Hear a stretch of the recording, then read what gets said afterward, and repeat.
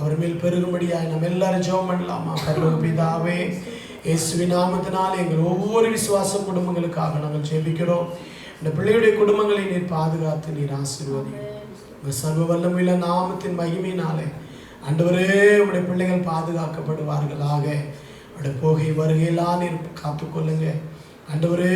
உமக்கு ஸ்தோத்திரம். பொல்லாப்பு உனக்கு நேரிடாது, பாதை உன் கூடாரத்தை அணுகாது என்று சொல்லப்பட்ட வார்த்தையின்படியே ஆண்டவரே எங்கள் தேவன் எங்கள் வீடுகளை சுற்றி நீர் வேலி அடைத்து எங்கள் பிள்ளைகளை எல்லா தீமைக்கு விலக்கி காக்கும்படியாக நாங்கள் ஜெபிக்கிறோம்.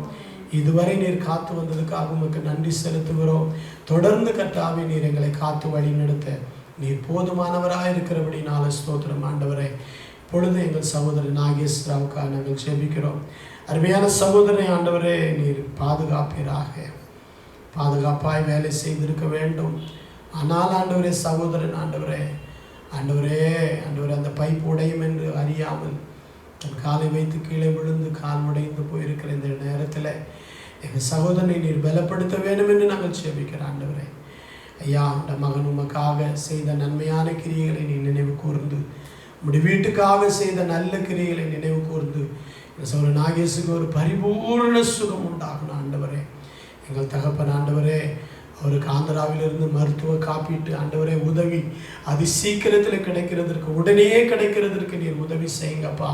அங்கே இருக்கிற அதிகாரிகள் கண்களில் எல்லாம் தயவு கிடைக்க பண்ணுங்க சாமி. சர்வ வல்லமையுள்ள தேவன் தடைகள் எல்லாம் நீர் மாற்றி மகனுக்கு நீர் அதிசயம் செய்வீராக. அதி சீக்கிரத்தில் உடைய மகன் குணமடையும்படி உதவி செய்வீராக. 3-4 மாதம் ஆகும்னு சொன்னார் என் தேவன் ஆண்டவரை அதி சீக்கிரத்தில் குணப்படுத்தி மகன் மூலமாய் குடும்பம் பிழைக்கணும் ஐயா. ஆண்டவரே பிள்ளைகளுடைய வாழ்வு செழிக்கணும் ஆண்டவரே. கர்த்தராகிய தேவன் மகனை நீர் பலப்படுத்துவீராக. அவருடைய தேவையெல்லாம் நீர் சந்திப்பீராக ஆண்டவரே. விசேஷமாக இந்த காலத்துக்கு தேவையான கிருபை, பலன், சகிப்புத்தன்மை மகனுக்கு நீ தாரும் ஆண்டவரே. உங்கள் கிருபை மகனை தாங்கட்டும் என்று ஜெபிக்கிற ஆண்டவரே. இந்த வழியெல்லாம் பொறுத்து கொள்ள மகனுக்கு ஆண்டவரை கிருபை கட்டளிடும்படியாய் ஜெபிக்கிறேன். இந்த வல்லமையில கரங்களில் ஒப்பு கொடுக்கிறேன். குறைகள் பலவீனங்கள் எல்லாம் நீர் மன்னி கர்த்தருடைய மிகுந்த இரக்கத்தின்படி சகோதரன் நாகேஷ்க்கு இறங்கி இந்த மகனுக்கு நீர் அற்புதம் செய்யுங்கப்பா.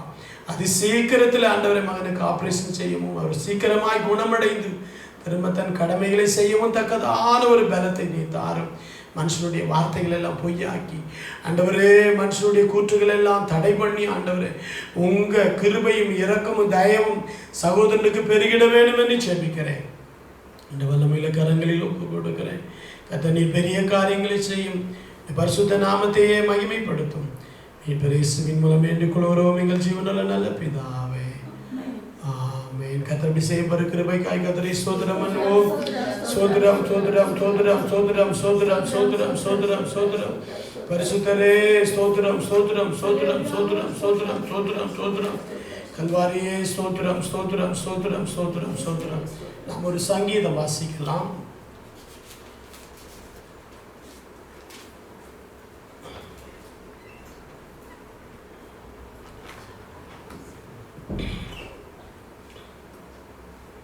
நூற்றி 18ஆம் சங்கீதம்.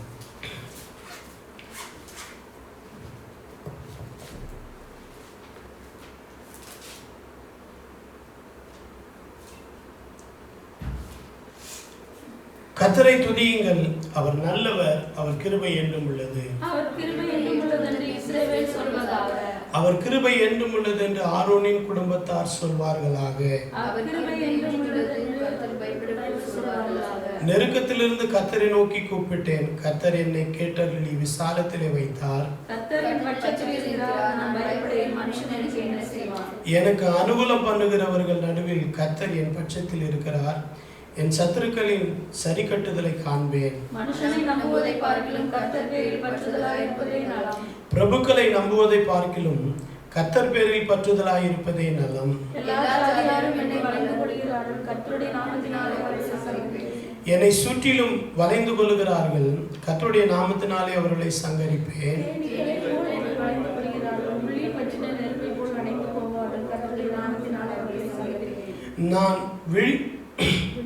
நான் விழும்படி நீர் என்னை தள்ளினாய், கர்த்தரோ எனக்கு உதவி செய்தார். நீதிமான்களுடைய கூடாரங்களில் இரட்சிப்பின் கம்பீர சத்தம் உண்டு. கர்த்தரின் வலதுகரம் பராக்கிரமம் செய்யும். நான் சாவாமல் பிழைத்திருந்து கர்த்தருடைய செய்கைகளை விவரிப்பேன். நீதியின் வாசல்களை திறவுங்கள், நான் அவைகளுக்குள் பிரவேசித்து கர்த்தரை துதிப்பேன். நீர் எனக்கு செவி கொடுத்து எனக்கு இரட்சிப்பாய் இருந்தபடியால் நான் உம்மை துதிப்பேன். அது கர்த்தராலே ஆயிற்று, அது நம்முடைய கண்களுக்கு ஆச்சரியமாய் இருக்கிறது. கர்த்தாவே ரட்சியும், கர்த்தாவே காரியத்தை வாய்க்க பண்ணும்.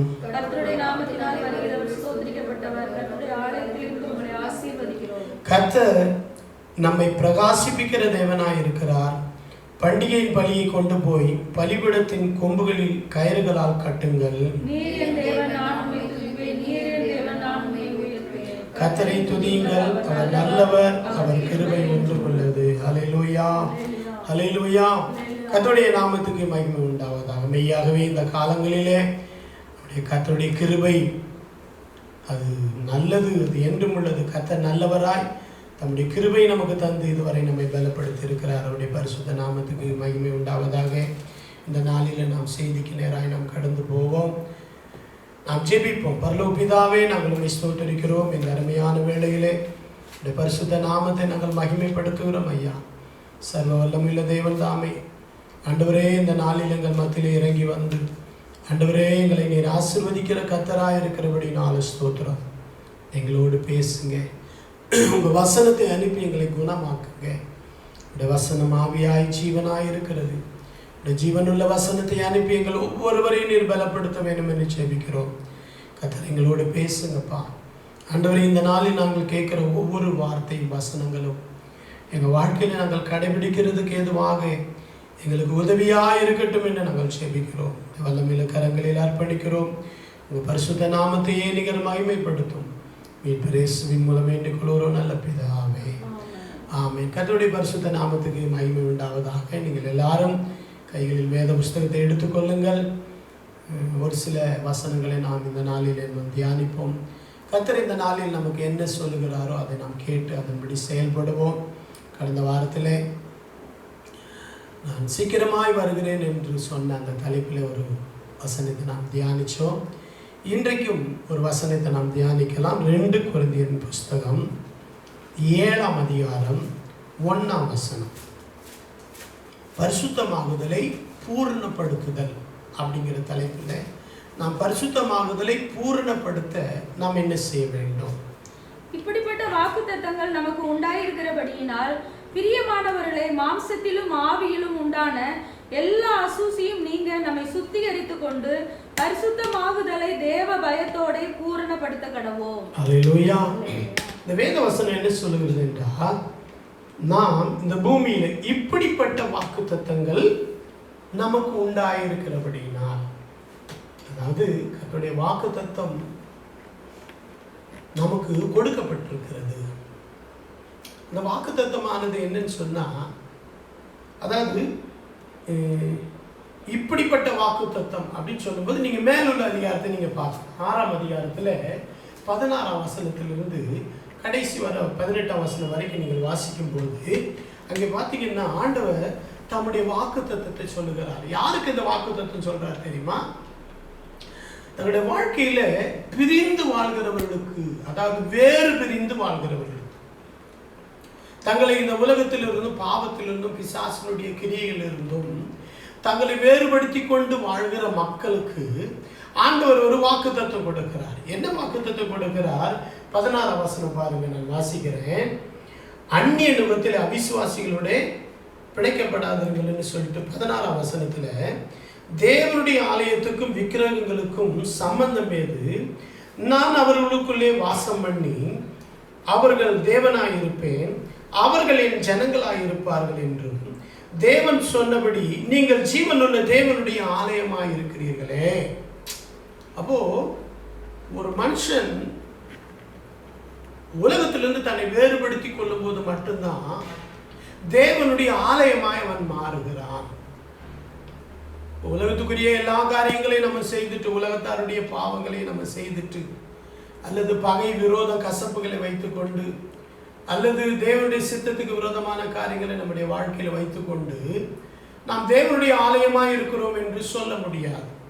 நாம் தேவனுடைய ஆலயமாய் இருந்தால் தேவன் நம்முடைய வாழ்விலே அசைவாடுவார். தேவன் நம்முடைய வாழ்க்கைக்குள்ள அவர் அசைவாட வேண்டும். அது மட்டும் அவர் சொல்லுகிறார், நான் அவர்களுக்குள்ளே உலாவி. அவர்களுக்குள்ளே சொன்னா நம்முடைய வாழ்க்கைக்குள்ளே நம்முடைய தேவன் உலாவ வேண்டும். இப்படி ஒரு வாக்குத்தத்தம் சொல்றார். யாருக்கு சொல்றார் தெரியுமா? அந்நிய நுகத்தில் அவிசுவாசிகளோடு பிணைக்கப்படாது இருக்கிறவர்களுக்கு, விக்கிரக ஆராதனையில் பங்கு பெறாமல் தங்களை பரிசுத்தமாய் காத்துக் கொள்ளுகிறவர்களுக்கு, நீதிக்கும் அநீதிக்கும் வித்தியாசம் காண்பிக்கிறவர்களுக்கு. இப்படிப்பட்ட வேறு பிரிதல் மூலமாகத்தான் ஒரு மனுஷன் தேவனுடைய ஆலயமாய் மாற முடியும். அந்த ஆலயத்தில் தேவன் உலாவ முடியும். நம்ம எத்தனைதான் பெரிய காரியங்களை செய்து உலகத்தில் வாழ்ந்தாலும் கூட நமக்குள்ளே நம்முடைய தேவன் உலாவ வேண்டும் என்று தேவன் விரும்புகிறார். நமக்குள்ளே நம்மோடு கூட பேச வேண்டும் என்று விரும்புகிறார். அந்த 17ஆம் வசனத்திலும் வாசிக்கிற பாருங்க. ஆனபடியினால் நீங்கள் அவர்கள் நடுவிலிருந்து புறப்பட்டு பிரிந்து போய் அசுத்தமானதை தொடாதிருங்கள் என்று கர்த்தர் சொல்லுகிறார்.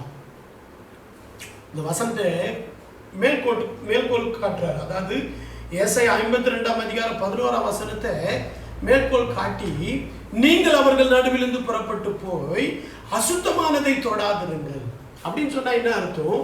உலகத்தார் செய்கிறதான பாவ கிரியைகளும் பாவ செய்கைகளும் பாவ துர்ச்செய்கைகளும் துன்மார்க்கமான கிரியைகளையும் நீங்கள் செய்யாதிருங்கள் அப்படின்னு சொல்லி அவர்கள் நடுவிலிருந்து புறப்பட்டு பிரிந்து போய் அசுத்தமானதை தொடாதிருங்கள். பேதுரு பெந்தெகோஸ்தே நாளிலே அப்போஸ்தலர் 2ஆம் அதிகாரத்தில் சொல்லும்போது கூட அப்படி சொல்ற, நீங்கள் இந்த ஜனங்களுக்கு அந்நிய நுகத்திலிருந்து இந்த பொல்லாத உலகத்தின் பிரபஞ்சத்திலிருந்து உங்களை நீங்க வேறு பிரிச்சுக்குங்க. அப்பதான் நீங்க இந்த உலகத்துல பரிசுத்தமாய் தேவனோடு கூட வாழ முடியும். நீங்க தேவனோடு கூட வாழ்ந்தா மட்டும்தான் தேவன் இருக்கிற இடத்துக்கு நீங்க போய் சேர முடியும். அப்போ நாம் பரிசுத்தமாய் வாழ்றதுக்கு ஒரு வேறு பிரிதல் கட்டாய அவசியம். அடுத்த வசனம் சொல்றாரு, அப்பொழுது நான் உங்களை ஏற்றுக்கொண்டு உங்கள் பிதாவாயிருப்பேன், நீங்கள் எனக்கு குமாரரும் குமாரத்திகளுமாய் இருப்பீர்கள் என்று என்ன சொல்றாரு?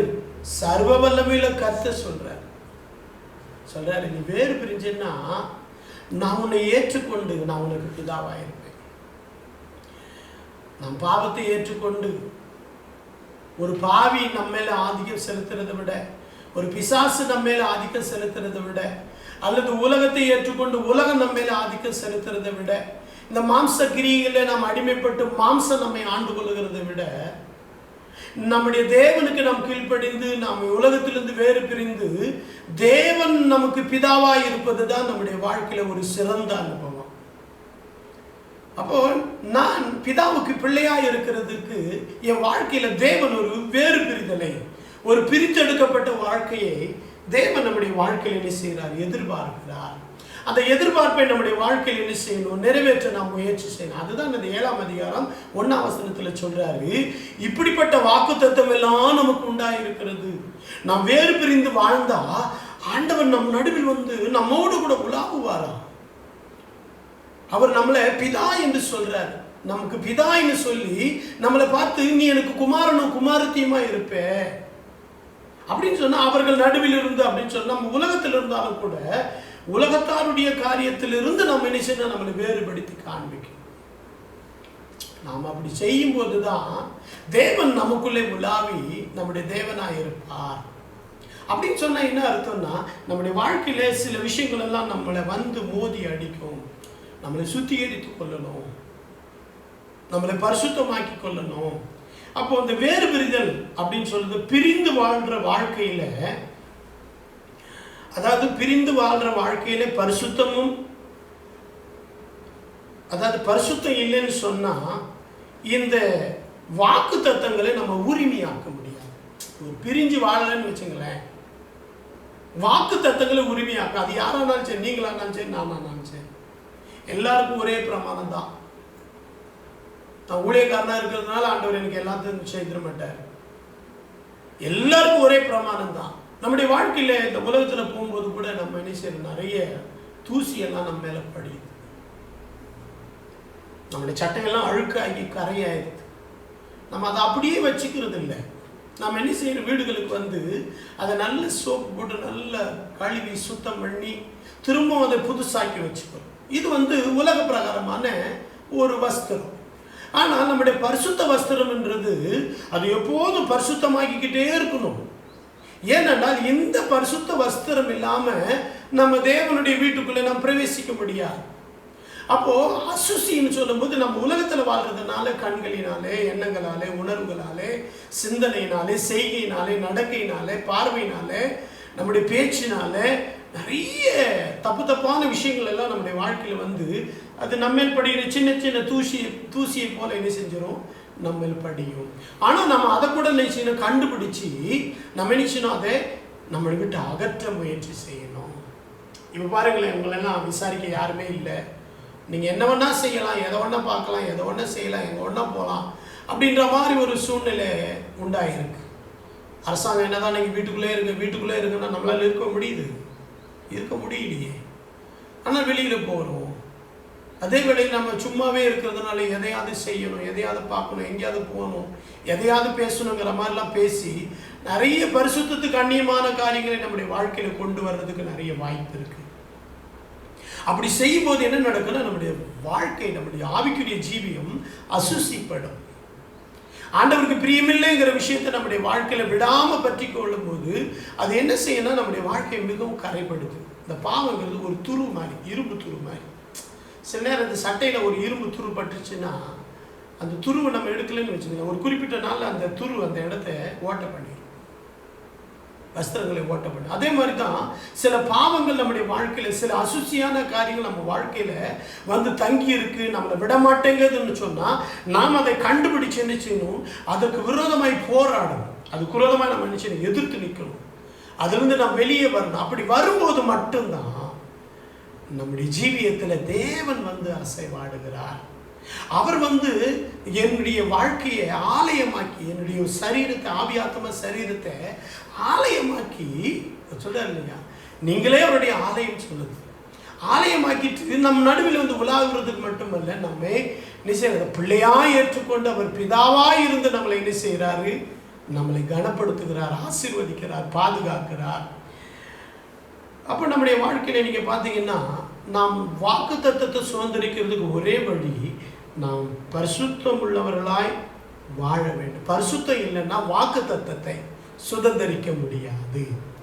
அப்போ பவுல் என்ன சொல்றாரு, இப்படிப்பட்ட வாக்கு தத்தங்கள் நமக்கு உண்டாயிருக்கிறபடினா பிரியமானவர்களே, மாம்சத்திலும் ஆவியில் உண்டான அசுசி நீங்க உங்களை சுத்திகரித்து கொண்டு பரிசுத்தமாகுதலை தெய்வ பயத்தோடு பூரணப்படுத்துங்க.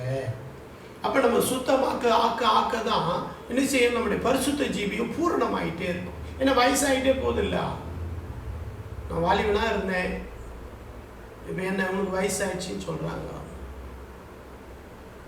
கிழமைன்னு சொல்றாங்க.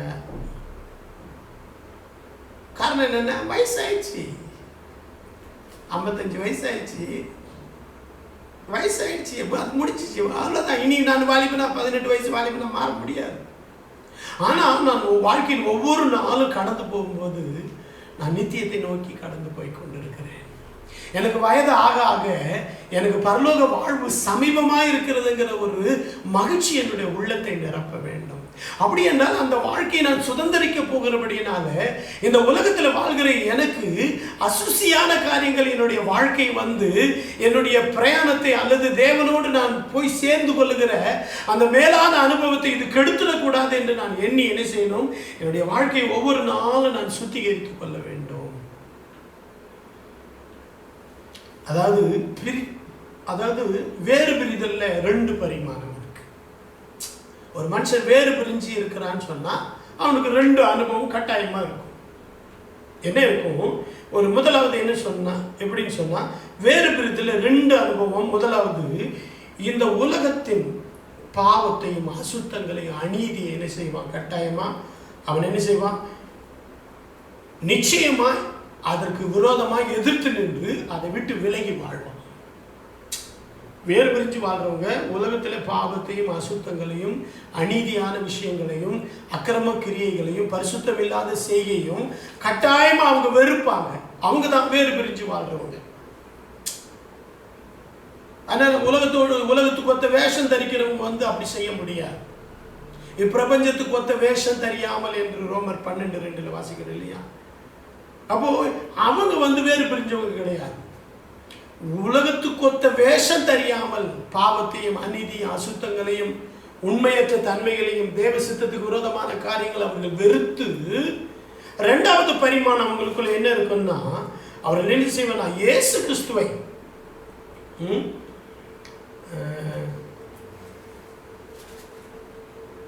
உலகத்தில், அதாவது பார்த்தீங்கன்னா இயேசு கிறிஸ்துவை ஏற்றுக்கொண்டது மட்டுமல்ல, அவருடைய நீதியும் அவருடைய வசனத்தையும் அவருடைய வார்த்தையும் தங்களுடைய வாழ்க்கையில் என்ன செய்வாங்க, உண்மையாய் ஏற்றுக்கொள்வாங்க. அவருடைய வசனத்தின்படி வாழ்றதுக்கு உண்மையாய் அவங்க முயற்சி செய்வாங்க. இயேசு கிறிஸ்துவனுடைய நீதிக்கும் அவருடைய நீதியுள்ள வசனத்துக்கும் விரோதமாய் வருகிற எல்லாவற்றையும் விட்டு அவங்க பிரிஞ்சு வாழ்வாங்க. புரியுங்களா? எதிர்த்து நிற்பாங்க. ரெண்டாவது பார்த்தீங்கன்னா அவங்க எப்போது என்ன செய்வாங்க தெரியுமா, தேவனை ஆராதிச்சுக்கிட்டே இருப்பாங்க. அந்த ரெண்டாவது பரிமாணத்தில் இன்னொரு காரியம், அவங்க தேவனை ஆராதிப்பார்கள்.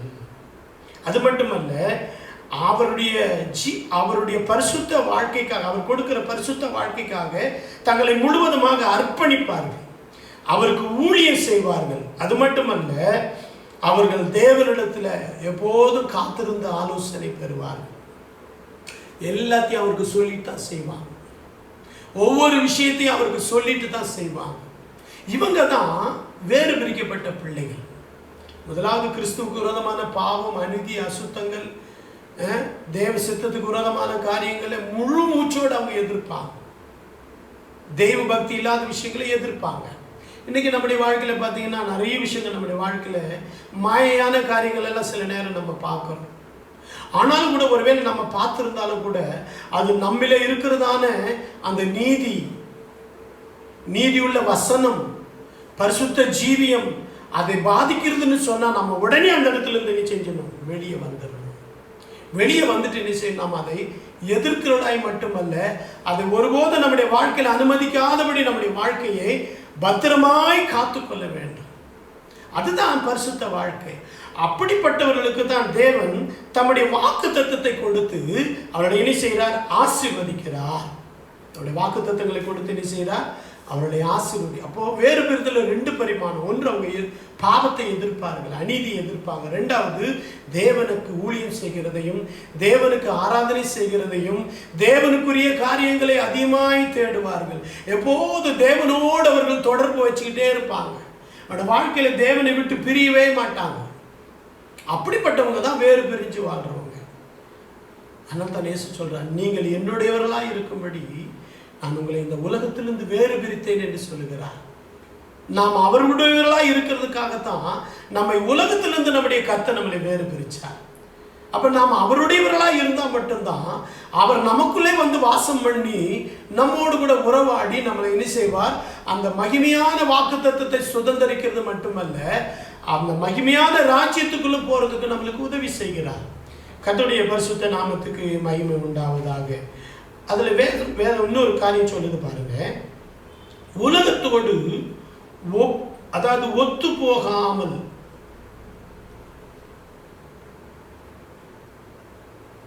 அதாவது ஒரு மனுஷன் தேவனுடைய வாக்கு தத்தத்தை வார்த்தையை விட்டுட்டு உலகத்தோடு ஒத்து போகாமல் இருந்தா மட்டும்தான்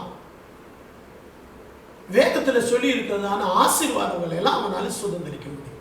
திரும்ப சொல்ற கேளுங்க, அதாவது உலகத்தோடு ஒத்து போகுதல் நம்ம வாழ்க்கையில் இருந்துச்சுன்னா தேவனுடைய ஆசீர்வாதங்களை நம்முடைய வாழ்க்கையில் அனுபவிக்க முடியும். என்னென்ன ஆசீர்வாதம் சொல்லி நான் சொல்றேன். அதாவது உலகத்தோடு ஒத்து போகாமல், அதாவது தேவனுடைய பிரசன்னத்தையும் வாக்குத்தத்தத்தையும் நம்ம சுதந்திரிக்கணும்னு சொன்னா, இந்த உலகத்தோடு ஒத்து போகாமல் தேவனோடு நம்ம நினைச்சு கை கோக்கணும்.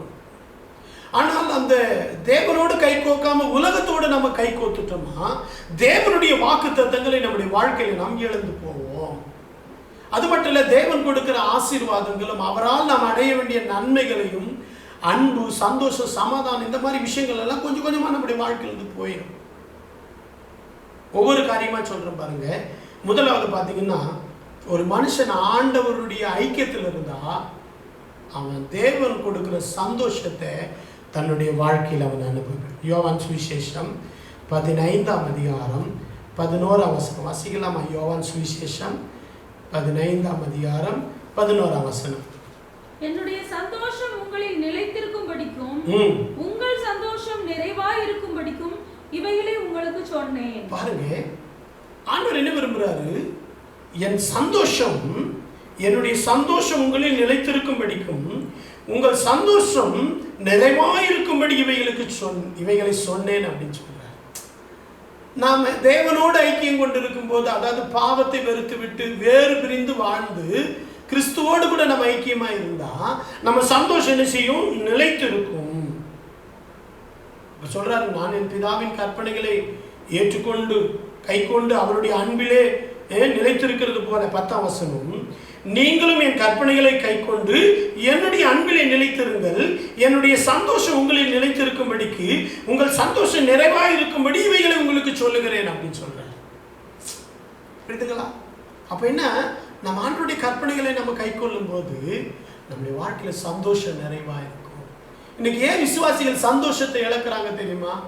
கர்த்தருடைய கற்பனைகளை விட்டு விடுகிறதுனால, அவருடைய பரிசுத்தமான கற்பனைகளை விட்டு வழி விலகுகிறதுனால நம்முடைய வாழ்க்கையில சந்தோஷங்களை இழந்து போகிறார்கள். நம்ம கூட அநேக நேரம் இந்த மாதிரி காரியங்கள் நம்முடைய வாழ்க்கையில வந்திருக்கலாம். ஆனால் இன்றைக்கு ஆண்டவர் சொல்றாரு, நீ உலகத்தை வெறுத்து என்னை நேசிப்பாயானால் இந்த சந்தோஷம் உன்னிலே நிலைத்திருக்கும். இது ஒரு பெரிய வாக்குத்தத்தம் தான். தேவன் தன்னுடைய சந்தோஷத்தை நம்ம அடையும்படி, அது நம்மிலே நிலைத்திருக்கும்படிக்கு நமக்கு படிப்பிச்சுட்டு போயிருக்கிறார். ஆனா நாம் உலகத்திலிருந்து வேறு பிரியலைன்னு வச்சுங்களேன், உலகத்திலிருந்து நம்மளை வேறு பிரித்து தேவனுடைய பிள்ளைகளாய் காட்டலன்னா இந்த சந்தோஷம் நம்முடைய வாழ்க்கையில அற்று போகும். ஆனா நாம் தேவனோடு ஐக்கியப்பட்ட அவருடைய கற்பனைகளை கை கொண்டு நடந்தா தேவன் கொடுக்கிற இந்த சந்தோஷம் நமக்கு கிடைக்கிறது மட்டுமல்ல, அந்த சந்தோஷம் நம்முடைய வாழ்க்கையில நிலைத்திருக்கும். அல்லேலூயா, கர்த்தருடைய நாமத்துக்கு மகிமை உண்டாவதாக. இரண்டாவது பார்த்தீங்கன்னா, தெய்வீக பாதுகாப்பு. ஆண்டவரோடு நம்ம ஐக்கியமா இருந்தா, உலகத்திலிருந்து வேறு பிரிஞ்சு நம்மளை பரிசுத்தமாக்கி கொண்டு வாழ்ந்தா நமக்கு ஆண்டவர் தெய்வீக பாதுகாப்பை கொடுக்கிறார். அதே யோவான் சுவிசேஷம் 17ஆம் அதிகாரம் 12ஆம் வசனம். யோவான் சுவிசேஷம் 17ஆம் அதிகாரம் 12ஆம் வசனம். நான் அவர்களுடனே கூட உலகத்தில் இருக்கையில் அவர்களை உம்முடைய நாமத்தினாலே காத்துக்கொண்டேன். நீர் எனக்கு தந்தவர்களை காத்துக்கொண்டு வந்தேன்.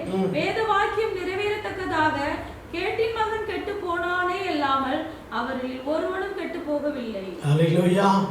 அப்படி சொல்றாரு, நான் அவர்களை காத்து கொண்டு வந்தேன். யாரோட ஐக்கியமா இருந்தாங்க? சீஷர்கள் இயேசு கிறிஸ்துவோடு கூட ஐக்கியமா இருந்தாங்க. அவர்களை உம்முடைய நாமத்தை, அவர் சொல்றார், நீர் எனக்கு தந்தவர்களை உம்முடைய நாமத்தினாலே நான் காத்துக்கொண்டேன். ஆனா ஒருத்தன் கெட்டு போயிட்டான். அவன் யாரோட ஐக்கியமா இல்லை? கிறிஸ்துவோடு கூட ஐக்கியம் இல்லாமல் அவன் பணத்தின் மேலே ஐக்கியமா இருந்தான், பணத்தின் மேல ஆசையா இருந்தான். அவன் இந்த உலகத்துல பெரிய ஆளுகை செய்யலாம் என்று சொல்லி இயேசு கிறிஸ்துவை வைத்து ஒரு பெரிய ஆளுகை செய்யலாம்னு நினைச்சான். அதனால தான் அவனுக்கு பேர் கேட்டின் மகன் அப்படின்னு சொல்லி. கேட்டின் மகன். காரணம் என்னன்னா, தேவனுடைய வசனங்கள் ஒன்றும் அவனுக்குள்ள போகவே இல்லை. இன்னைக்கு கூட நம்ம நிறைய விசுவாசிகளுடைய உள்ளத்துல தேவனுடைய வார்த்தைகள் அவங்களுக்குள்ள போகாததுனால அவனுடைய சிந்தையெல்லாம் கேடான சிந்தை. அவனுடைய பேச்செல்லாம் பார்த்தீங்கன்னா கேடான பேச்சா இருக்கும், முரட்டாட்டமான பேச்சா இருக்கும். அடுத்தவங்களை துக்கப்படுத்துற மாதிரி பேசுவாங்க, அடுத்தவங்க வாழ்க்கை கெடுக்கிற மாதிரி பேசுவாங்க, அடுத்தவங்க கண்ணீர் வடிக்கிற மாதிரி ஏதாவது செஞ்சுட்டு போயிடுவாங்க. நம்ம அப்படியெல்லாம் இருக்கக்கூடாது. ஆனால் நம்ம ஆண்டவருடைய பிள்ளைகளாய் நம்மை காண்பிப்போமானால் ஆண்டவர் நம்மளுக்கு தெய்வீக பாதுகாப்பை கொடுப்பார். அதே 14ஆம் வசனம் 15ஆம் வசனம் வாசிக்கிற பாருங்க. 14 நான் உம்முடைய வார்த்தையை அவர்களுக்கு கொடுத்தேன், நானும் உலகத்தான் அல்லாதது போல அவர்களும் உலகத்தான் அல்ல, ஆதலால் உலகம் அவர்களை பகைத்தது. நீர் அவர்களை உலகத்திலிருந்து எடுத்துக்கொள்ளும்படி நான் வேண்டிக் கொள்ளாமல் நீர் அவர்களை தீமை நின்று காக்கும்படி வேண்டிக் கொள்ளுகிறேன். இயேசு கிறிஸ்துவும் தன்னை நம்பின பிள்ளைகளுக்கு ஒரு பெரிய பாதுகாப்பை கொடுக்கிறார். அல்லேலூயா. நீ இயேசுவை நம்புறது உண்மைன்னா, இந்த உலகத்தை நீ வெறுத்து இயேசுவினுடைய அன்பிலும் பரிசுத்தத்திலும் நீதியிலும் அவருடைய வார்த்தையின் வழியிலும் நடக்கிறது உண்மைன்னு சொன்னா, இந்த உலகத்தில் உனக்கு பாதுகாப்பு அவர் தருகிறார். அவர் வேண்டிக் கொள்றார். இன்றைக்கு பிதாவின் வலது பக்கத்தில் போய் உட்கார்ந்து அவர் மேல் நீ அன்பாயிருக்கிறதுனால, அவருக்காக நீ வாழ்றதுனால உன்னுடைய பாதுகாப்பை இயேசு கிறிஸ்து உறுதிப்படுத்துகிறார். மூன்றாவது பார்த்தீங்கன்னா, நாம் பண்ணுகிற ஒவ்வொரு ஜெபத்துக்கும் பதில் கிடைக்கும்.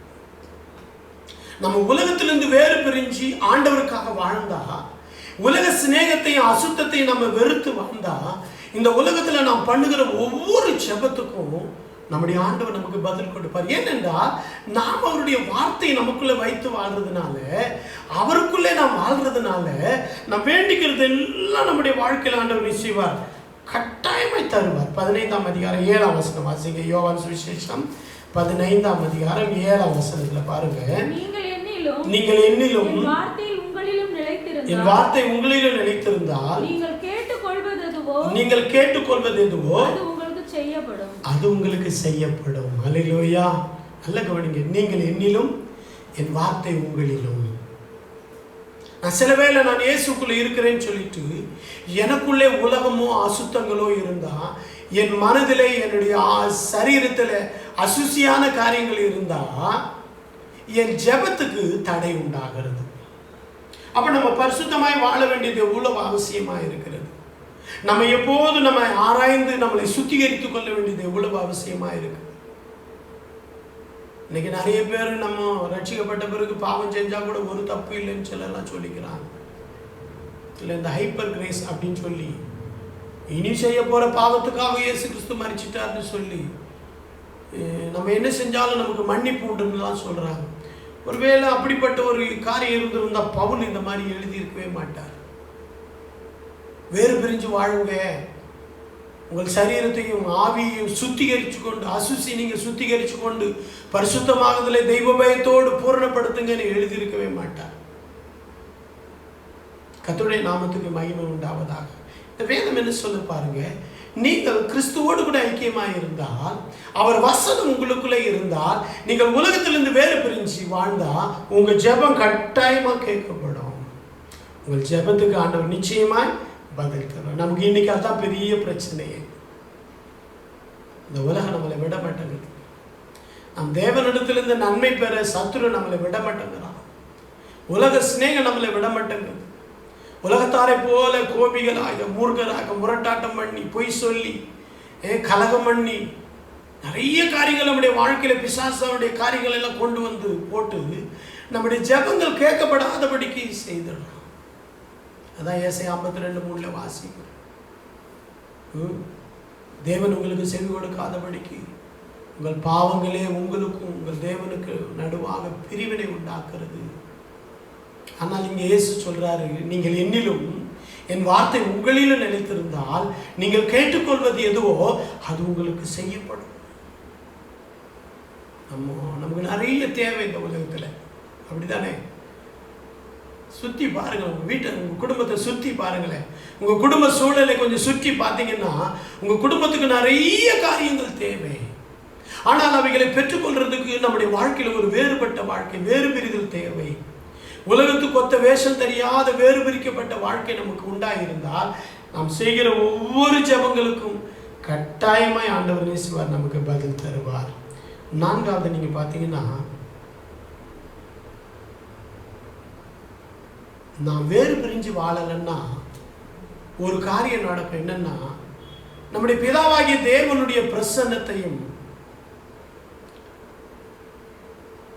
அவருடைய அருகாமை நம்முடைய வாழ்க்கையில் என்ன செஞ்சிடும், நம்ம இழந்துரும்.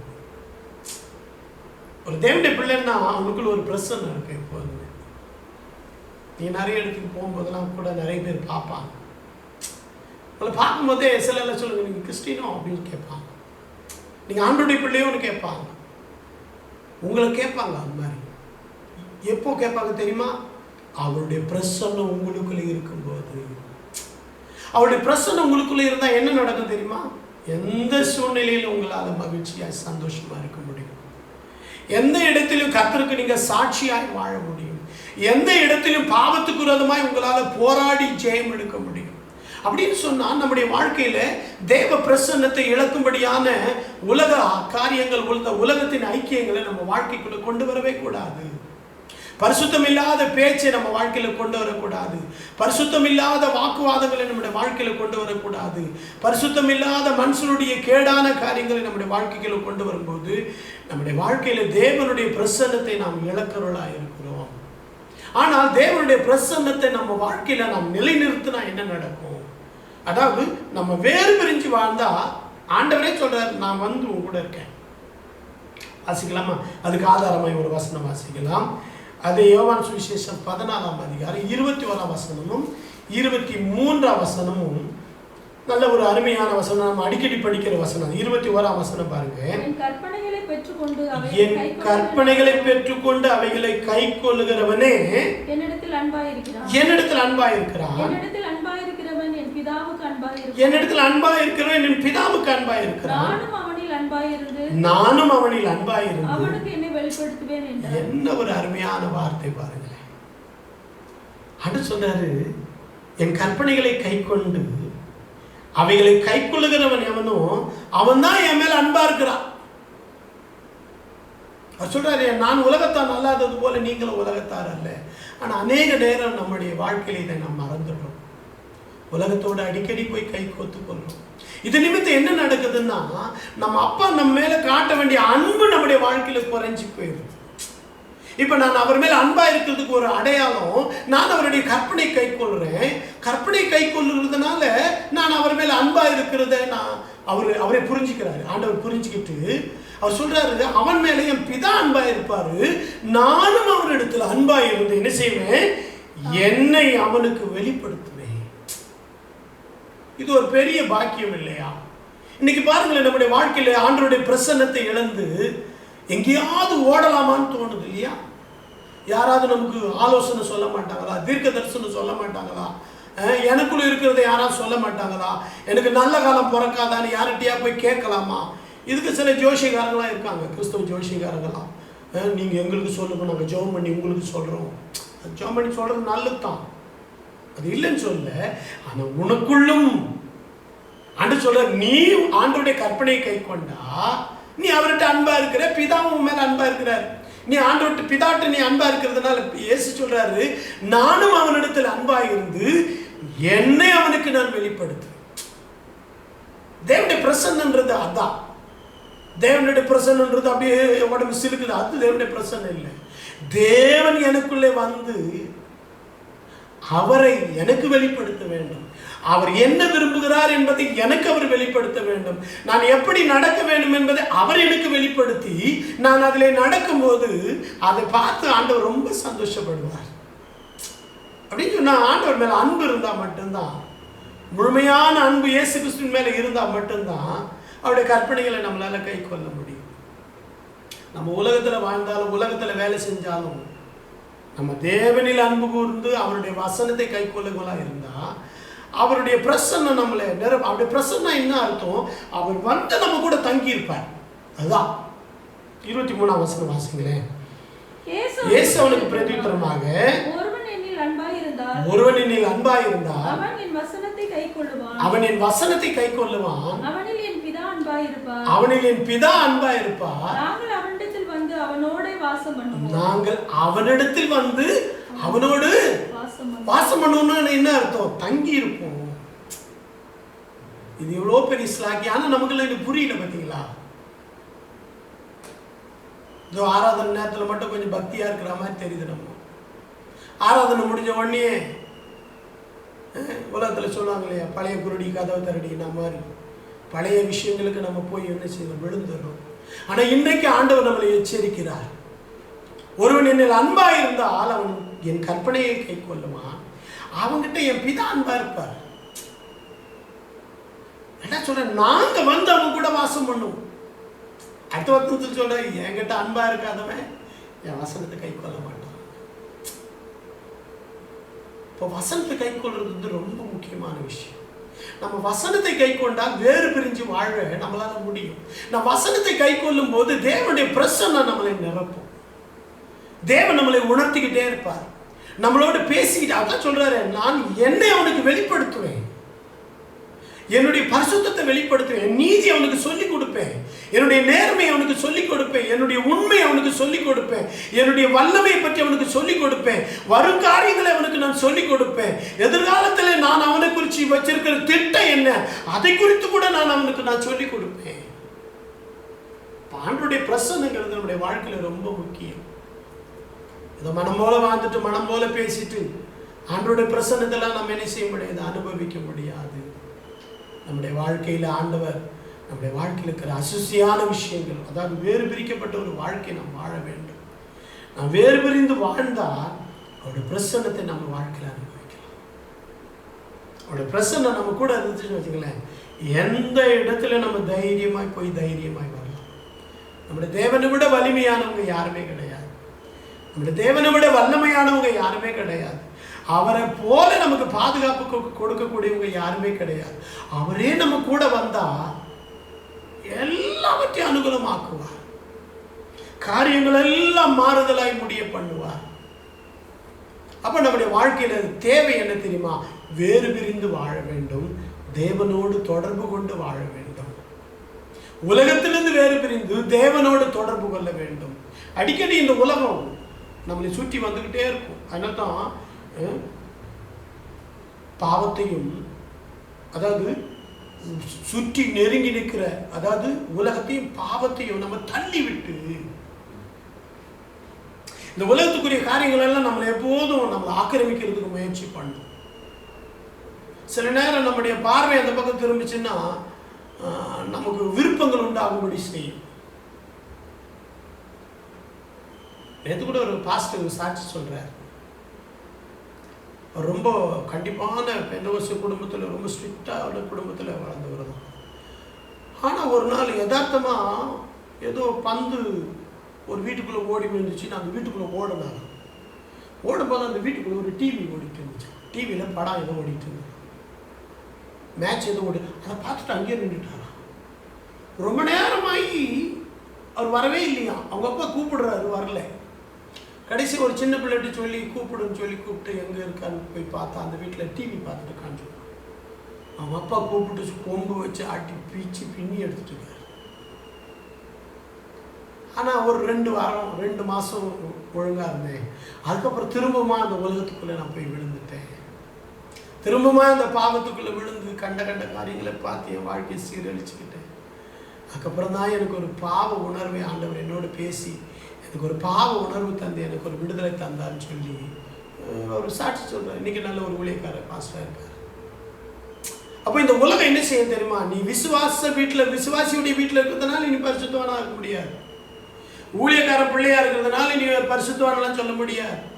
உனக்கும் தேவனுக்கு இடையில ஒரு பெரிய உறவு உண்டாகணும். தேவன் உனக்காக உன் பாவத்துக்காக மரிச்சாருங்கிறது நீ விசுவாசித்து ஏற்றுக்கொண்டு நீ பாவ மன்னிப்பு பெற்று விடுதலை பெற வேண்டும். தேவனோடு நீ ஐக்கியம் கொண்டு அவருடைய பிரசன்னத்தில் வாழவும், அவர் கொடுக்கிறதான கிருபைகளை, சந்தோஷம், சமாதானத்தை அனுபவிக்கிறதுக்கு நீ முயற்சி செய்ய வேண்டும். அதுக்கு ஒரே வழி, உலகத்தை நான் விட்டு வேறு பிரிய வேண்டும். அப்படி வேறு பிரிஞ்சால் மட்டும்தான் நம்முடைய வாழ்க்கையில தேவன் கொடுக்கிறதான அந்த சந்தோஷம், அந்த தெய்வீக பாதுகாப்பு, அந்த ஜெபத்துக்கான பதில், தேவ பிரசன்னம், இவைகளெல்லாம் நம்முடைய வாழ்க்கையில் அனுபவிக்க முடியும். நம்ம உலகத்தை விட்டு வேறு பிரியலைன்னா இவைகளெல்லாம் நமக்கு கிடைக்காது. அதனால உலகத்துக்கு சிநேகிதனாய் இருக்க விரும்புகிறவன் தேவனுக்கு பகஞ்சனாய் இருக்கிறான் என்று வேதம் ரொம்ப தெளிவாய் சொல்லு. உலகம் அதன் ஆசையெல்லாம் அழியக்கூடியது. ஆனால் தேவனிடத்தில் விசுவாசம் உள்ளவனாய் இருக்கிறவன், கர்த்தரை நம்பி இருக்கிறவனோ என்னென்னைக்கும் நிலைச்சிருப்பான்னு சொல்லப்பட்டிருக்கு. நம்ம நிலையான வாழ்வுக்காக நாம் தேவனிடத்தில் நம்பிக்கை வைத்திருக்கிறோம். அழியாத வாழ்வுக்காக நாம் அவரை பின்பற்றி கொண்டிருக்கிறோம். அழிவுக்குரிய காரியங்களை நாம் என்ன செய்யணும்? மனப்பூர்வமாய் நாம் ஒதுக்கி தள்ள என்ன செய்யணும்? பழகி கொள்ள வேண்டும். மனப்பூர்வமாய் உலகத்துக்குரிய பாவத்தை நாம் ஈஸியாக ஜெயிக்க என்ன செய்யணும்? நம்முடைய வாழ்க்கையில நாம் பழகி கொள்ள வேண்டும். அது நம்முடைய வாழ்க்கைக்கு மிகவும் நல்லது. அல்லேலூயா. கர்த்தருடைய பரிசுத்த நாமத்துக்கு மகிமை உண்டாவதாக. அது மட்டுமல்ல, யோவான் சுவிசேஷம் 14:23 வாசித்தபடி, நான் உண்மையாகவே நான் அவரை நேசிக்கிறேன் என்று நம்முடைய நம்ம பார்த்து சொல்லு, நம்மளோட மனசாட்சி நம்மளை பார்த்து சொல்லுதான்னு கொஞ்சம் யோசிச்சு பாருங்க. நீங்கள் உண்மையாக நேசிக்கிறது உண்மைன்னா அப்படியே வசனத்தை கை கொள்ளுங்க. அப்படியே வசனத்தை கை கொண்டா ஆண்டவர் சொல்றாரு, நான் வந்து உன் கூட தங்கியிருக்கேன், நான் உன் கூட. ஆண்டவர் நம்ம கூட இருந்தாருன்னு வச்சுங்களேன், நம்மளை பார்க்குற பிசாசு கூட இவங்க கூட ஆண்டவர் இருக்கிறாருன்னு சொல்லும், இவங்க கூட ஆண்டவர் இருக்கிறாருன்னு சொல்லும். சில நேரம் வந்து அந்த அனுபவங்கள் எல்லாம் ரொம்ப ஆச்சரியமாக இருக்கும். எனக்கு கூட ஒரு முறை ஆக்சிடென்ட் ஆகி நான் படுத்து கிடந்தப்போ ஒரு பிசாசு என்னை பார்த்து சொல்லிட்டு போச்சு. பிசாசுன்னா ஒரு 2 கை அடிபட்டு 2 கை அப்படி கட்டப்பட்டு படுத்து கிடந்தேன் 17 வயசுல. அப்போ ரொம்ப சோர்வு. அப்போ பக்கத்தில் ஒரு கட்டடம் கட்டுற இடத்துல ஒரு சாமியாடி வருவாங்க, வாட்சிங்க. அவன் அங்கே இருக்கிற ஜனங்களுக்கெல்லாம் வேப்பலை வச்சு மந்திரிச்சிட்டு இருப்பான். அங்கே இருக்கிற கேத்தலிக் ஜனங்களை இந்து ஜனங்க மாதிரியே பண்ணிப்பாங்க. எங்கள் கிராமத்தில் எல்லாருமே செஞ்சுப்பாங்க. அப்போ நான் நல்லா தூங்கிட்டு இருந்த நேரம் எங்கள் அம்மா போய் பையன் ஒரு மாதிரி சோர்வாக இருக்கலாம், என் பையனை கொஞ்சம் மந்திரின்னு சொல்லி வேப்பலை எடுத்துக்கிட்டு அவங்க வந்தான் பாருங்க என் வீட்டாண்ட. அவன் வேப்பலை எடுத்துக்கிட்டு நான் படுத்திருந்த அந்த தென்னை பக்கம் வந்தான் பாருங்க.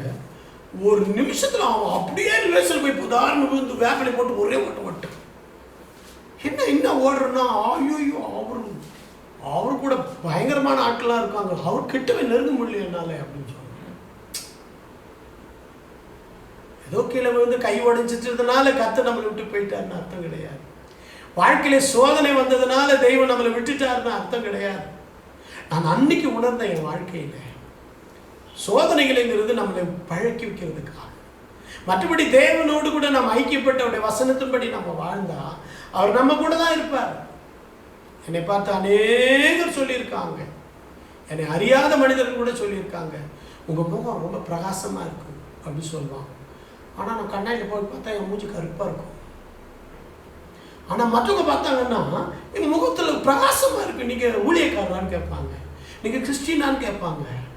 எப்படி கேட்குறீங்க அப்படின்னு சொல்லுவேன். பஸ்ஸில் கூட இந்த மெட்ராஸ் சிட்டியில் நான் வந்து வாழ்ந்த காலத்தில் கூட பஸ்ஸில் பார்க்குறவங்க நீங்கள் கிறிஸ்டினோ அப்படின்னு கேட்பாங்க. என்னன்னு எப்படி நீங்கள் கண்டுபிடிச்சின்னு கேட்டால் உங்கள் முகத்தில் அப்படி தெரியுது, உங்கள் முகத்தில் பார்த்தா ஒரு கிறிஸ்துவ அடையாளம் தெரியுது. இன்னும் ஒரு சிலர் நாம் வாழ்ந்த, அதாவது நான் வளர்ந்த அந்த பெண்டிகாசு சபை வச்சு கூட சிலர் சொல்லுவாங்க, அந்த சபை பேரை வச்சு நீங்கள் அந்த சபை சேர்ந்தாலும் இன்னும் நம்ம மூஞ்சில் அப்படி தெரியுது அப்படின்னு சொல்லுவாங்க. காரணம் என்னென்னா அவருடைய பிரசனை அப்படி வாழ்க்கையை நிரப்பி இருந்துச்சு. இப்போ நிறைய பேர் கேட்குறாங்க. இப்போ சமீப காலத்தில் கூட சிலர் கேட்டாங்க, நீங்கள் பாஸ்டர் அப்படின்னு கேட்டாங்க. என்ன எப்படி தெரியுதுன்னு கேட்பேன் நான். உடனே கேட்பேன் நான், எப்படி கண்டுபிடிச்சிங்கன்னா உங்கள் உடை, உங்கள் முகம், பேச்சு இதெல்லாம் பார்த்தாலே நீங்கள் ஒரு கிறிஸ்துவாராக தான் இருக்கணும், ஒரு ஊழியக்காராக தான் இருக்கணும்னு சொல்லுவாங்க. ஏன் தெரியுமா? அவருடைய பிரசன்னம் நம்ம கூட இருக்கிறதுனால. அவருடைய பிரசன்னம் நம்ம கூட இருந்தால் பிசாசு பிடிச்சவங்களும் அப்படின்னு நடுங்குவாங்க. ரொம்ப இந்த பள்ளிக்கரணை புலத்தாண்ட ஒரு அம்மாட்ட அட்ரஸ் கேட்க போனேன். இவங்க எங்கே இருக்கிறாங்கன்னு அட்ரஸ் கேட்க போனேன்.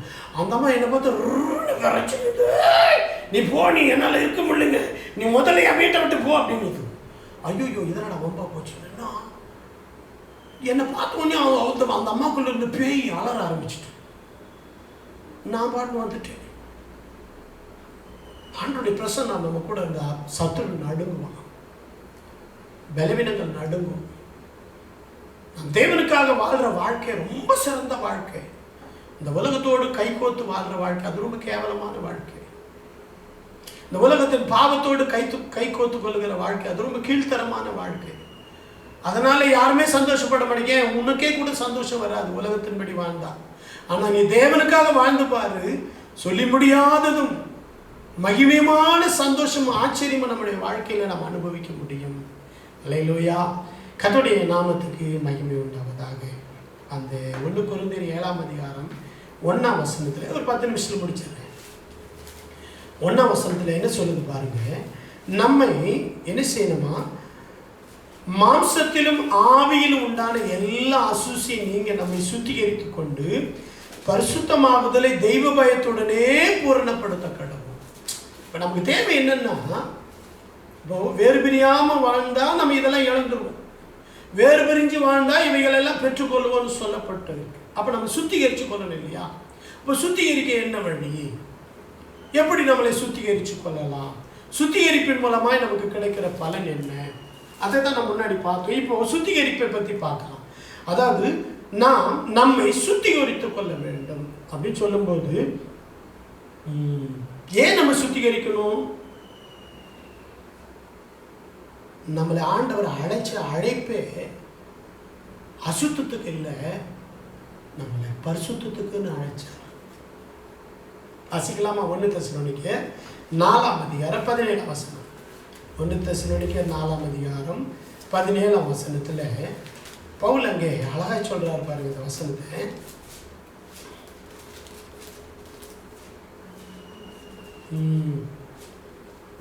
ஒன்று தெசலோனிக்கேயர் 4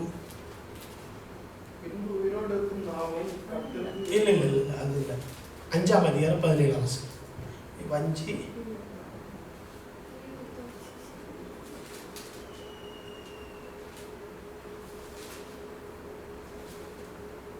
அதாவது நம்மளை அசுத்தத்திற்கு அல்ல பரிசுத்தத்துக்கு என்ன செய்திருக்கிறார், நம்மளை அழைச்சிருக்கிறார் அப்படின்னு சொல்லப்பட்டிருக்கு.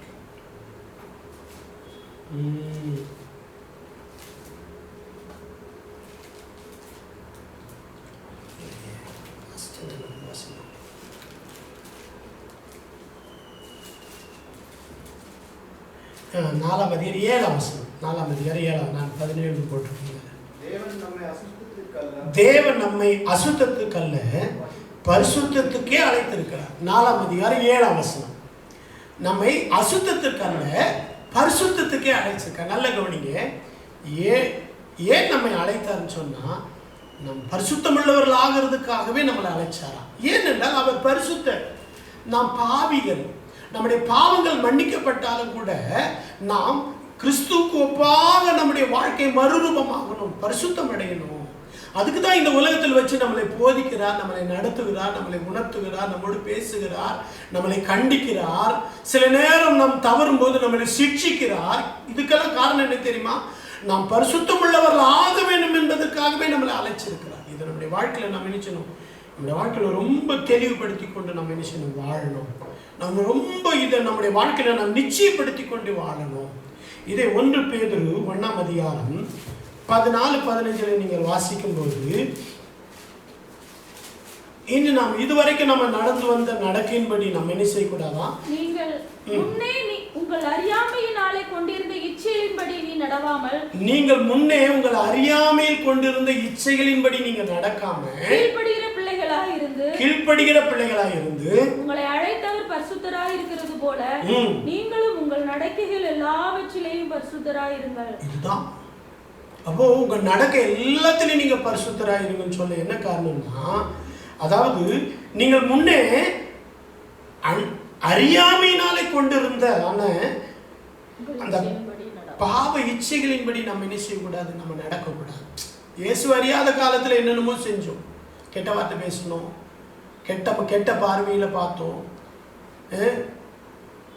மற்றவங்களுடைய காரியங்களை அபகரிக்கலான்னு பார்த்தோம், மற்றவங்களை எப்போதும் பகைச்சிக்கிட்டே இருந்தோம், மற்றவங்களுக்கு விரோதமாக எப்போது பேசிக்கிட்டே இருந்தோம், மற்றவங்க காரியங்களை குறித்து ரொம்ப தரக்குறைவாக பேசிக்கிட்டு இருந்தோம். இதெல்லாம் இயேசு கிறிஸ்துவிடத்தில் வந்த பிறகு என்ன செய்யக்கூடாது, அது நம்முடைய வாழ்க்கையில் அது செயல்படக்கூடாது. முன்னே உங்களை அறியாமையில் அப்படி செய்தீங்க. ஆனால் இப்போ உங்களுக்கு ஒரு அறிவு வந்துட்டு. என்ன அறிவு? தேவன் என்னை அசுத்தத்துக்கு அல்ல பரிசுத்தத்துக்கு அழைச்சாருங்கிற அறிவு வந்துட்ட பிறகு, நாம் தேவனை அறிகிற அறிவடைந்த பின்பும் நாம் பாவம் செய்கிறவர்களாக இருந்தால், பாவத்துக்காக இனி பரிகாரம்லாம் கிடையாது, தண்டனை தான். தேவன் அடிக்கடி சொல்லியும் நம்ம கேட்கலன்னா ஒரு குறிப்பிட்ட நாள்ல நம்மளுக்கு சிக்ஷை வந்துடும், தண்டனை வந்துடும். அதை நம்மளால சகிச்சுக்க முடியாது, ரொம்ப கஷ்டம். நாம ஏன் போய் தண்டிக்கப்படணும்? கீழ்ப்படுகிற பிள்ளைகளாகி கிறிஸ்துவின் வசனத்துக்கு நம்முடைய வாழ்க்கையை உண்மையாய் ஒப்பு கொடுப்போமானால் நம்முடைய வாழ்க்கையில ஆண்டவர் ரொம்ப சந்தோஷப்படுவார். நான் இவனை பரிசுத்தத்துக்கு அழைச்சேன், முன்னே அவன் கொண்டிருந்ததான் அறியாமையில் கொண்டிருந்த இச்சைகளின்படி அவன் நடவாமல் நான் அவனுக்கு போதித்த பரிசுத்த வாழ்க்கை அவன் கை கொள்ளுகிறான் என்று ஆண்டவர் பார்க்கும்போது, ஆண்டவர் எங்க பரிசுத்தம் இருக்கோ அங்கதான் வந்து அசைவாடுவார். ஃபாதர் கூட ஒரு பாட்டு பாடினார், பரிசுத்தமே பரலேசு தங்கும் இடம், பக்தர்கள் தேடும் தேவாலயம். அவங்க ஆலயத்தை தேடுனாங்க அப்படின்னு சொன்னார். ஆனா இங்க வேதனை சொல்லுது, நீங்களே அவருடைய ஆலயம். தேவன் தங்கும் ஆலயம் நாம் தான். அப்போ சில ஏஜே பெஞ்சமின் பண்ணார், நடமாடும் ஆலயம் நான், நடத்திடும் நல்லாயன் உள்ளத்தில் வந்ததா, நடமாடும் ஆலயம் நான். நம்ம நடமாடுற ஆலயம், ஏன்னா அவர் என் உள்ளத்தில் வந்துட்டாரு.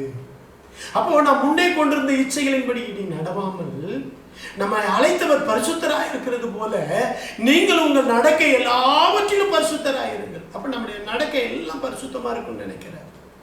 நீங்க கொஞ்சம் யோசிச்சு பாருங்கள், நம்ம வீட்டுல நடக்கிற காரியம் எல்லாம் பரிசுத்தமா தான் இருக்கு, நம்ம பேசுற காரியங்கள் எல்லாம் பரிசுத்தமா இருக்கா? கொஞ்சம் யோசிச்சு பாருங்க. பரிசுத்தமாய் வாழ வேண்டியது தேவனுக்கு மிகுந்த விருப்பமான விஷயம். அடுத்தபடியா 1 யோவான் 3:3 நீங்கள் வாசிக்கும் போது, அவர் மேல் இப்படிப்பட்ட நம்பிக்கை வைத்திருக்கிற எவனும் அவர் சுத்தமுள்ளவராய் இருக்கிறது போல தன்னையும் சுத்திகரித்துக் கொள்கிறான். எப்படிப்பட்ட நம்பிக்கை? நாம் இப்பொழுது தேவனுடைய பிள்ளைகளாய் இருக்கிறோம், இனி எவ்விதமாய் இருப்போம் என்று இன்னும் வெளிப்படவில்லை. ஆகிலும் அவர் வெளிப்படும் போது அவருக்கு ஒப்பா, அது அவருடைய வருகையிலே அவருக்கு ஒப்பாயிருப்போம் என்று அறிந்திருக்கிறோம் சொல்றார். இந்த மாதிரி நம்பிக்கை நமக்கு இருக்கா? உனக்கு இருக்கா? இயேசு வரும்போது அவரை போல நீ இருப்பேன்னு சொல்லி உனக்கு நம்பிக்கை இருக்கா? அப்ப அவர் சொல்றாரு, அவர் மேல நம்பிக்கை வச்சிருக்கிற நீ அவர் சுத்தமுள்ளவராய் இருக்கிறது போல உன்னையும் என்னையும் நம்ம சுத்திகரிச்சு கொள்ளணும். என்னன்னா என் தேவன் பரிசுத்தர். ஏன்னா அவர் வரப்போறாரு. அவர் வரும்போது அவர் இருக்கிற வண்ணமாகவே நான் அவரை தரிசிக்க போறேன். ஆகினால இந்த பூமியில வாழ்ற காலம் எல்லாம் அவர் பரிசுத்தராய் இருக்கிறது போல என்னையும் நான் சுத்திகரித்துக் கொள்ளணும். அவர் மேல இந்த நம்பிக்கை உள்ளவங்க கட்டாயம் தன்னை சுத்திகரிச்சு கொள்வாங்க. இயேசு வருவார்னு நம்பி இருக்கிறவங்க இந்த உலகத்துல பரிசுத்தமாய் வாழ முயற்சி பண்ணுவாங்க. அவர் வருகையை அவர்கள் எதிர்நோக்கி இருப்பாங்க. அவர் எப்போ வருவாரோ என்று ஏக்கத்தோடு இருப்பாங்க. ஆனா நம்முடைய வாழ்க்கையில தவறான விஷயங்கள் எல்லாம் என்ன செய்யக்கூடாது? பின்பற்றக்கூடாது. பாவ வாழ்க்கை மட்டுமல்ல, தவறான உபதேசங்களை கூட பின்பற்றக்கூடாது. தவறான வழிமுறைகளை நம்ம என்ன செய்யக்கூடாது? பின்பற்றக்கூடாது. உலகத்தாருடைய ஆலோசனை கேட்டு அதன் வழியிலே நாம் நடக்க. இன்னைக்கு நிறைய துருபதேசங்கள். இன்னைக்கு நிறைய பேர் என்ன சொல்றாங்கன்னா, அழியாமை பத்தி பேசுறாங்க. உண்மை, நம்ம அழிய மாட்டோம்தான். ஆனா இந்த சரீரத்தில் இயேசு கிறிஸ்து வராம இருந்தா நிச்சயமா மரணம் அடையும். ஒருவேளை இயேசுவின் வருகை வந்தா நம்ம மறுரூபம் ஆகும். ஆனா சிலர் என்ன சொல்றாங்கன்னா, நம்ம இந்த பூமியிலே இருப்போம் இந்த சரீரத்துல அப்படிங்கிறாங்க. பரலோகம்லாம் போக மாட்டோம், இங்கேயே நம்ம பரலோகமாய் வாழ்வோம். உண்மைதான், பரலோகமாய் வாழ்வோம். ஆனா இந்த சரீரம் ஒரு நாள் மரணம் அடையும். பாவத்தின் சம்பளம் மரணம். இந்த மரணத்தை அடையணும். இல்லைன்னா இந்த மரணத்தை கிறிஸ்துவின் ஜீவனாலே விழுங்கி நாம் என்ன செய்யணும்? ஜெயம் எடுக்கணும். நாம் ஜெயம் எடுத்த பிறகு இயேசுவே சொல்லிட்டு போனார், நான் எங்கே இருக்கிறேனோ அங்கே நீங்களும் என்னுடனே கூட இருக்கும்படிக்கு நான் திரும்ப வந்து நான் உங்களை என்னிடத்துல சேர்த்துக் கொள்வேன்னு சொல்லி இருக்கிறார். ஆனா இதுக்கு விரோதமான நிறைய துருபதேசங்கள் இன்னைக்கு வலைதளங்கள்ல அப்படியே உலாவிட்டு வருது. இது கேட்கறவங்களுக்குலாம் ஒரே சந்தோஷம், என்னன்னு அந்த பூமியிலேயே இருக்கலாம், இங்கேயே ரொம்ப நாள் வாழலாம், இங்கேயே ரொம்ப நாள் வாழலாம். ஆனா ஒரு பக்தன் இப்படி பாடி இருக்கிறான், கொஞ்ச கால இரவல் வாழ்க்கை கோடி காலம் வாழ்ந்திட ஆசை, நீண்ட தூர வெயிலின் பயணம் நிழலுக்காக ஒதுங்கும் நேரம், கொஞ்ச கால இரவல் வாழ்க்கை. கொஞ்ச கால இரவல் வாழ்க்கை, அதாவது வெயில்ல நடந்துட்டு நிழலுக்கு ஒதுங்குறமே அந்த நேரம் தானே அந்த இந்த உலக வாழ்க்கை. ஏன்னா தனிய வேதம் கூட அப்படி சொல்லுது, 10 நாள் பாடு கொஞ்ச கால உபத்திரவம் அப்படின்னு சொல்லுது. அப்போ நம்முடைய இந்த உலகத்தில் வாழும்போது அவர் பரிசுத்தராக இருக்கிறது, அவர் சுத்தமுள்ளவராக இருக்கிறது போல நம்ம என்ன செய்யணுமா? ஒவ்வொரு நாளும் நம்மளை சுற்றி. ஏன்னா என் தேவன் எனக்குள்ளே வாசம் பண்ணணும், அவர் எனக்குள்ளே வந்து உலாவணும், என் வாழ்க்கையை அவர் நடத்தணும், எனக்கு அவர் ஆலோசனை சொல்லணும்னா நான் என் வாழ்க்கையை சுத்தமாக தான் வச்சுக்கணும். நீ இஷ்டம் போல வாழ்வினா அவர் வந்து என்ன செய்ய மாட்டார்? உனக்குள்ளே வந்து வாசம் பண்ணி உன்னை ஆண்டு கொள்ளவோ உனக்கு ஆலோசனை சொல்லவோ உன்னை நடத்தவோ மாட்டார். அப்போ இந்த சரீரம் பரிசுத்தமா இருக்கணுமே. அதனால தான் உங்கள் சரீரத்தை பரிசுத்தமுள்ள ஜீவ பலியாய் ஒப்பு கொடுங்க. இந்த சரீரம் சுத்தமாக இருக்கும். அதாவது இந்த ஆத்மா எப்போதும் ஆண்டவர் மேலே வாஞ்சியாக இருக்கும். தாவீது சொல்கிறான் இல்லையா, என் ஆத்மா என் ஜீவனுள்ள தேவன் பேரில் வாஞ்சியாக இருக்குன்னு சொல்கிறான். ஆனால் இந்த ஆவி பாருங்களேன், இந்த ஆவியை இந்த மாம்சம் தான் நம்மளை எப்போ கரைப்படுத்திட்டே இருக்கும். இந்த புத்தி எங்கே வாரம் அலைஞ்சிட்டு இருக்கும். அதான் ஆவி தங்கி இருக்கிற அந்த மனம். உலகத்தில் விட சொல்ல அந்த மனம் ஒரு குரங்கு, அதுக்கும் இதுக்கும் தாவிட்டு இருக்கும். ஆனால் நம்முடைய மனசை நம்ம புதுசாக்கணும். அது தேவனுடைய வசனத்தினால நிரப்பணும். நம்முடைய மனசை, இந்த சரீரத்தை தேவனுடைய வல்லமையால நிரப்பணும். ரோமர் 8:13 என்ன சொல்லுது? மாம்சத்தின்படி பிழைத்தால் சாவீர்கள், ஆவியினாலே சரீரத்தின் செய்கையை அழிச்சா பிழைப்பீர்கள் அப்படின்னு சொல்லுது. இப்ப இந்த மாம்சத்தை தேவ வல்லமை கொண்டு என்ன செய்யணும்? அடிக்கடி நிரப்பி இந்த சரீரத்தை ஒரு கண்ட்ரோலுக்குள்ள கொண்டு வரணும், ஆவியானுடைய ஆளுகைக்குள்ள கொண்டு வந்துடணும். அப்போ இந்த ஆவியும் இந்த மாம்சம் தான் எப்போதும் நமக்கு விரோதமாய் போராடிக்கிட்டே இருக்கும். ஆத்மாவுக்கு விரோதமாய் போர் செய்கிற இச்சைகள் இந்த மாம்சத்தின் மூலமாய், என்னுடைய எண்ணங்கள் மூலமாய் வந்து நம்முடைய ஆத்மாவை கரைப்படுத்திடுவோம். கர்த்தருக்கு மகிமை உண்டாவதா. ரோமர் 12:2 சொல்றாரு, நீங்கள் இப்பிரபஞ்சத்துக்கு ஒத்த வேஷம் தெரியாமல் தேவனுடைய நன்மையும் பிரியமும் பரிபூர்ணமான சித்தம் என்னதென்று பகுத்தறியத்தக்கதாக உங்கள் மனம் புதிதாகிறதுனாலே மறுரூபமாகுங்கள். அப்போ இந்த மனசு புதுசா இருந்துச்சுன்னா கடவுளுடைய சித்தம், நன்மை, தேவனுக்கு எது பிரியும் அதெல்லாம் நமக்கு புரியும். இந்த மனசு சுத்தமா இல்லைன்னு வச்சுங்களேன், ஆவி சுத்தமா இல்லைன்னு வச்சுங்களேன், தேவனுக்குரியவைகளை நம்மளால் அறிய முடியாது. ரெண்டாவது, நம்முடைய மனம், நம்முடைய இருதயம் சுத்தமா இல்லைன்னா தேவ ஆவியானவர் உள்ள வந்து தங்கி இருக்க முடியாது. ஆவியானவர் நமக்குள்ள தங்கி இருந்தார்னா ஆவியானவர் என்ன செய்வார்? நமக்குள்ள இருந்து தேவ சித்தத்தை வெளிப்படுத்துவார். அதனால்தான் நம்முடைய ஆவியை குறித்து நம்ம ரொம்ப எச்சரிக்கையா இருக்கணும். நம்முடைய ஆவியை உலகத்துக்கு ஏற்ற விதமாக என்ன செய்யக்கூடாது? நம்முடைய ஆவியை அலைய விடக்கூடாது. இந்த உலக பாவ இச்சைகளுக்கு எதுவாக என்ன செய்யக்கூடாது? நம்முடைய சரீரத்தை நாம் கரைப்படுத்தக்கூடாது. அதனால்தான் உங்கள் மாம்சத்தில் ஆவியில் உண்டான உங்கள் கரைகளை நீக்கி பரிசுத்தமாகுதலை, கரைகள் நீக்கி உங்களை சுத்திகரித்து கொண்டு பரிசுத்தமாகுதலை தெய்வ பயத்தோடு பூர்ணப்படுது. அப்ப நம்மளை சுத்திகரிச்சுக்கிட்டே இருக்கணும். கலாத்தியர் 5:16 கலாத்தியர் 5:16 பவுல் ரொம்ப ஒரு அருமையான காரியத்தை சொல்கிறார். 5:16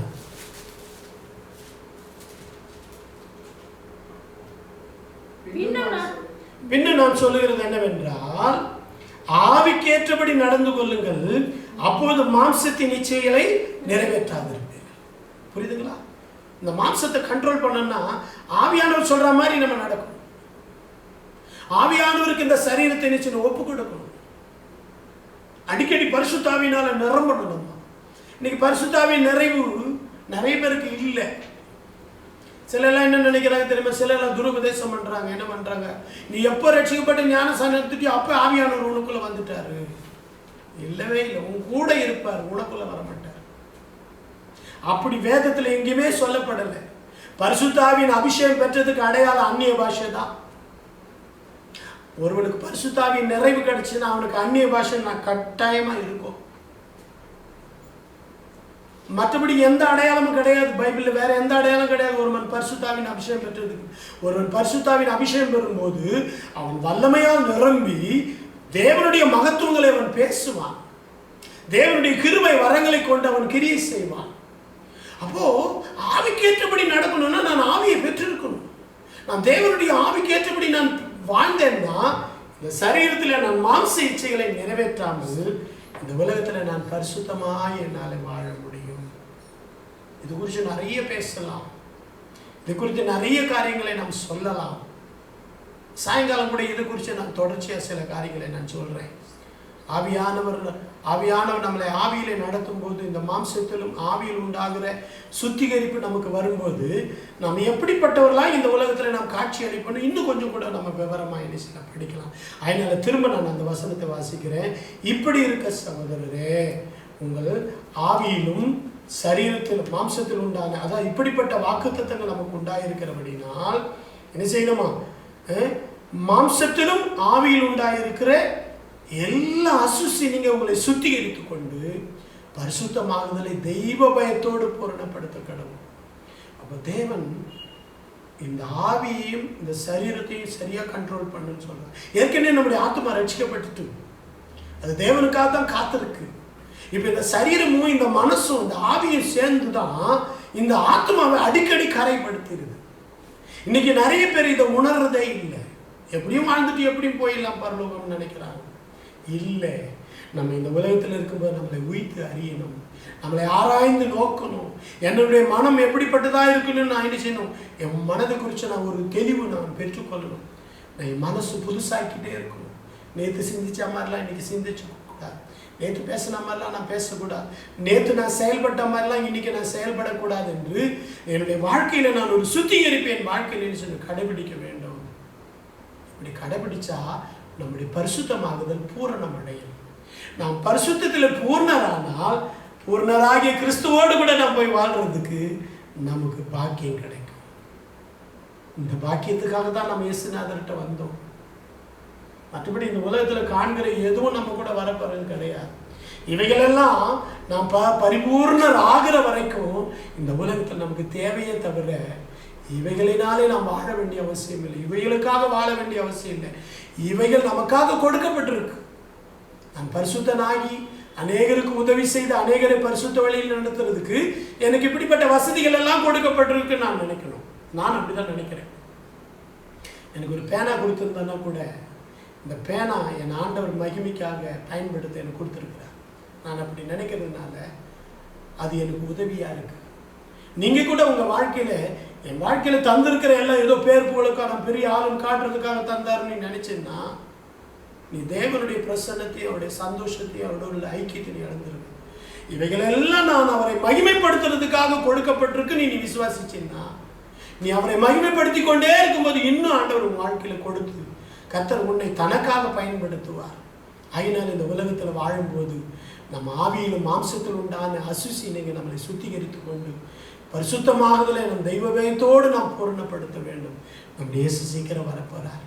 அவர் வரும் நாளிலே நாம் அவரை சந்திக்க வேண்டும், அவரை மகிமைப்படுத்த வேண்டும். அவரோடு கூட வாழ்ந்திட பரிசுத்தத்தை தவிர வேற எந்த வழியும் கிடையாது. பரிசுத்தம் அடைய தேவன் தம்முடைய இரத்தத்தை நமக்கு சிந்தினார், தம்முடைய வார்த்தை நமக்கு தந்தார், தம்முடைய பரிசுத்த ஆவியை நமக்கு தந்தார். இவைகளை கொண்டு நம்முடைய வாழ்க்கையை பரிசுத்தமாக்கி கொண்டு இந்த உலகத்திலிருந்து நம்மளை வேறு பிரித்து காண்பிக்கணும். வேறு பிரிதல் இந்த 2 பரிமாணத்தை சொன்னேன். ஒருவன் உலகத்தை கிறிஸ்துவை விட்டு பிரிக்கிற பாவம், உலகம், அநீதி, அசுத்தங்களை விட்டு அவன் பிரிந்து அதுக்கு எதிர்த்து நிற்பான். 2வது கிறிஸ்துவின் வசனத்துக்கு அவருடைய நீதிக்கும் அவருடைய சித்தத்துக்கு தன்னை ஒப்பு கொடுத்து அவருக்கு ஊழியம் செய்து அவருக்கு ஆராதனை செய்து அவருக்கு மகிமை உண்டாக பிரயாசப்படுவான். இதுதான் வேறுபாட்டின் வாழ்க்கை. வாழ்க்கை கத்த நம்ம ஒவ்வொருவருக்கு தரும்படியாக நம்ம எல்லாரும் ஜெபிக்கலாம். ஹல்லேலூயா. பரிசுத்தம் பெற வந்திட்டீர்களா, ஒப்பில்லா திருஸ்நானத்தினால் பாவரோஷம் பெற நம்பினீர்களா, ஆட்டுக்குட்டியின் இரத்தத்தினால் மாசில்லா சுத்தமாம் திருப்பொன்னிய தீர்த்தத்தினால் குற்றம் நீங்கி விடுதலை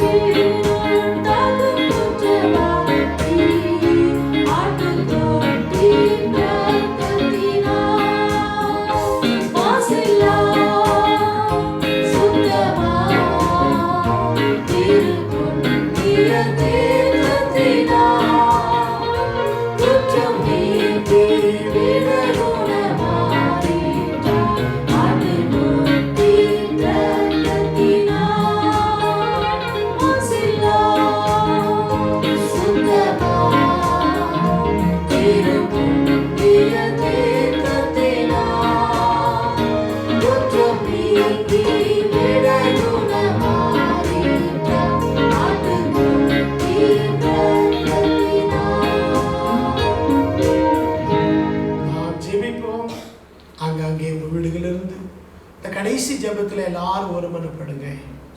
ஆண்டவரே, இந்த பூமியிலே எங்களுக்கு இப்படிப்பட்ட வாக்குத்தத்தம் எங்களோடு கூட இருந்து, எங்களுக்கு பிதாவாய் இருந்து, எங்கள் சரீரத்தை ஆலயமாய் பாவித்து, எங்கள் வாழ்க்கையில் உங்க சித்தம் நிறைவேற எங்களுக்கு நீ தந்திருக்கிற இந்த வாக்குத்தத்தங்களை நினைவு கூர்ந்து, ஆண்டவரே, இந்த உலகத்திலிருந்து வேறு பிரிந்து வாழக்கூடிய பாக்கியத்தை எனக்கு தாருமப்பா என்று சொல்லி நம்ம ஆண்டவர் கருத்திலே நம்மை ஒப்பு கொடுப்போம். இதுவரைக்கும் நான் அப்படி செய்யாதிருந்தேன். ஆனால் இந்த நாளிலிருந்து என் வாழ்க்கையில் ஒரு தீர்மானம் உண்டாகட்டும்.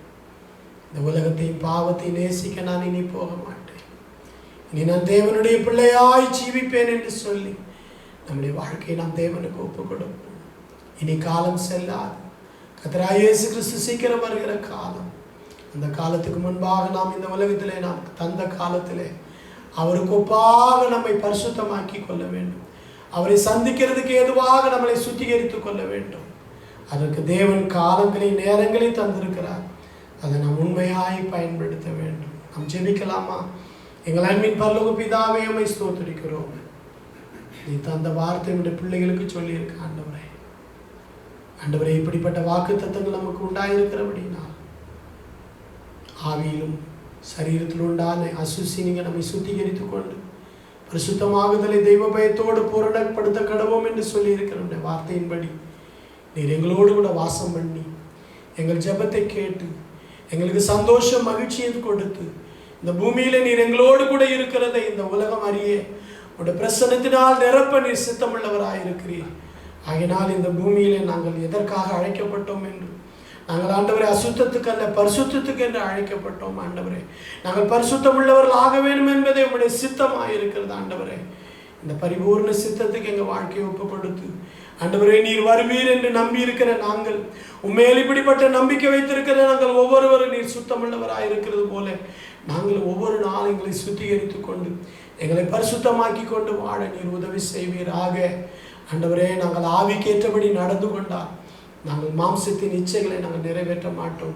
அதனால் ஆண்டவரே, தேவ ஆவியினால் நடத்தப்படுகிற, தேவ ஆவியினால் உணர்த்தப்பட்டு தேவன் எது பாவம், ஆண்டவரே எது அநீதி என்று எங்களை உணர்த்துகிறாரோ அவைகளை ஆண்டவரே எங்கள் வாழ்க்கையிலிருந்து நாங்கள் வெறுத்து தள்ளி உங்கள் நாமத்தை மகிமைப்படுத்தி வாழ எங்களுக்கு உதவி செய்யும். அப்படிப்பட்ட கிருபைக்கு எங்களை அர்ப்பணிக்கிறோம். வசனங்கள்